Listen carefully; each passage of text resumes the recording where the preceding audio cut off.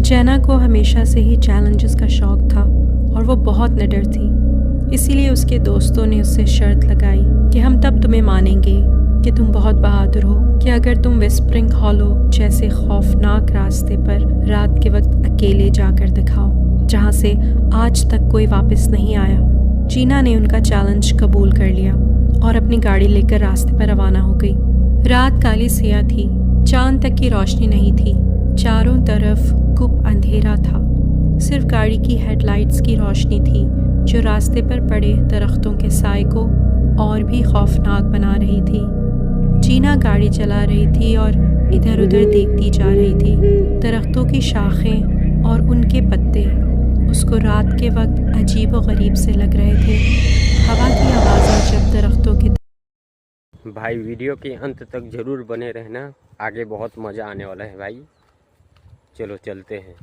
दरमियान से गुजर कर आ रही थी तो ऐसा लग रहा था कि बहुत सारी रूहें आपस में बातें कर रही हैं। ये आवाज़ें सुनकर वो और भी खौफ में मुब्तला हो रही थी और रास्ता था कि ख़त्म होने में ही नहीं आ रहा था। रास्ते के दोनों तरफ एक भी साइन बोर्ड नहीं था। उसे समझ नहीं आ रही थी कि वो गाड़ी को किस तरफ मोड़े। इसी दौरान वो ये भी सोच रही थी कि लोग किस तरह यहाँ आते हैं और फंस जाते हैं, कोई वापस नहीं लौटता। ऐसा क्या है इस जगह? अचानक से उसका रेडियो बजने लगा जो कि काफ़ी टाइम से ख़राब था और उसमें से अजीब सी आवाज़ें आना शुरू हो गईं, जैसे कि उसे कोई कुछ बताने की कोशिश कर रहा है।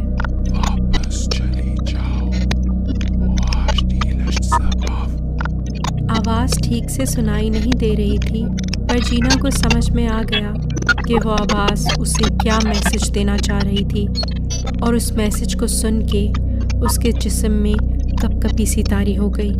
वो आवाज़ उससे कह रही थी कि वो यहाँ से वापस चली जाए, मगर जीना वीडियो अच्छा लगा हो तो प्लीज़ लाइक कर देना और चैनल पे नए हो तो सब्सक्राइब ज़रूर कर देना और वीडियो कैसे लगी हो कमेंट करके ज़रूर बताना। चलिए चलते हैं वीडियो के आगे। फिर भी गाड़ी चलाती रही। कभी उसको अपने सामने रोड पे अजीबो गरीब सी शक्लें नज़र आती जो तेज़ी से उसके सामने से गुज़र जाती, मगर जीना उनको अपना वहम समझ के उन पर ज़्यादा तवज्जो नहीं देती थी।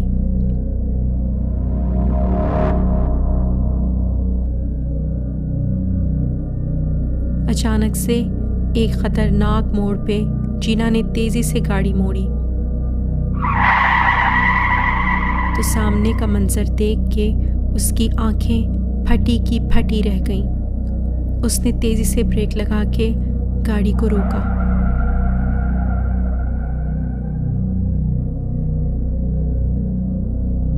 रोड पे सामने एक लड़की खड़ी थी, बिल्कुल अकेली। उसके काले काले लंबे बाल उसके चेहरे पे पड़े हुए थे। वो लड़की जीना की तरफ अपनी खाली आंखों से घूर रही थी और जीना के जिस्म में उसको देख के जैसे खून जम सा गया हो। जीना ने कहानियाँ सुनी हुई थी कि इस रास्ते पे एक लड़की की मौत हो गई थी और वो जहाँ जाना चाहती थी वहाँ नहीं पहुँच पाई और आज भी उसकी रूह वहाँ भटकती है कि शायद कोई उसे उसके ठिकाने पहुँचा दे। जीना ने हिम्मत करके उस लड़की से बात करने की कोशिश की। क्या आपको मदद की ज़रूरत है?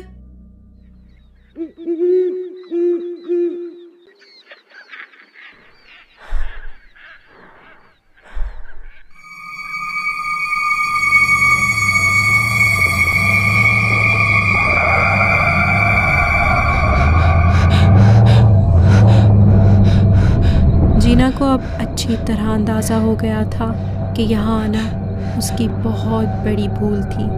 उसने और तेज़ी से गाड़ी चलाना शुरू कर दी ताकि वो वहाँ से जल्द निकल सके। अचानक से रेडियो दोबारा चलना शुरू हो गया।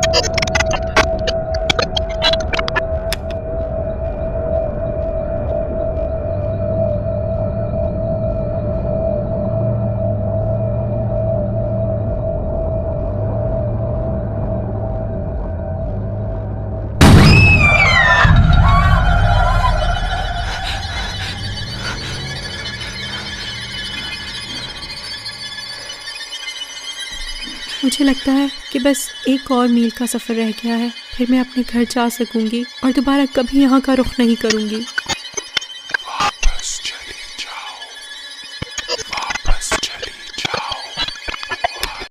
दीदी को इतना ज़ोर से बोल रही है कि चले जाओ, वापस चले जाओ, उसके बाद भी दीदी कहाँ मानने वाला। वो तो है ही राक्षस की अंत करने वाला। स्टूपिड रेडियो, ये बंद क्यों नहीं हो रहा?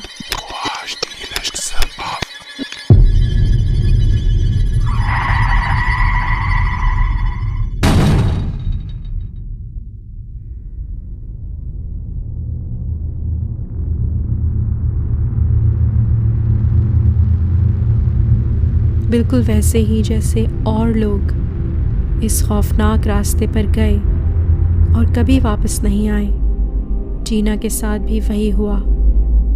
वो वहाँ से कभी वापस नहीं आई और किसी को नहीं पता कि उसके साथ वहाँ क्या हुआ।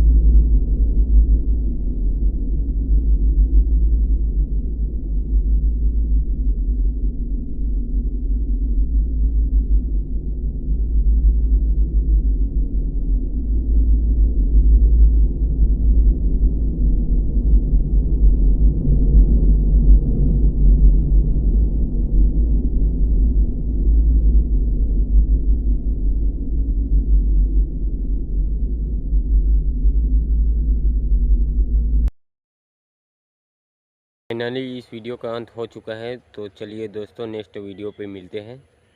बाय।